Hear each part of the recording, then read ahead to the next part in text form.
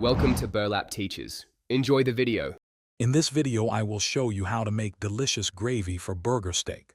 First, after cooking your burger steaks, you'll have wonderful pan drippings left in the skillet. These flavorful bits and juices are absolutely essential, forming the very foundation of your rich, savory gravy. Don't clean that pan. We're going to use all that incredible flavor to kickstart our perfect sauce. This initial step is key for depth. Next, it's time to build our roux, which is the thickening agent for the gravy.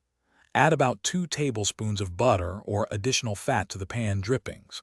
Once melted, whisk in 2 tablespoons of all-purpose flour, creating a smooth paste. Cook this mixture over medium heat for 1 to 2 minutes, stirring constantly until it achieves a beautiful light golden brown color. This cooking process removes the raw flour taste. Now, let's add the liquid. Gradually whisk in 2 cups of warm beef broth or stock into your roux. It's important to add it slowly to prevent lumps and ensure a smooth consistency. Continue whisking until the gravy begins to thicken to your liking. Finally, season your gravy with about 1/2 teaspoon of salt and 1/4 teaspoon of freshly ground black pepper, adjusting to taste for perfect balance. To finish, bring the gravy to a gentle simmer and let it cook for about 5 to 7 minutes, stirring occasionally.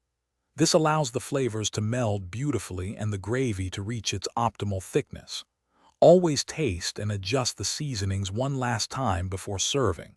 Once perfected, generously pour the hot, homemade gravy over your juicy burger steaks. Enjoy this comforting and flavorful meal.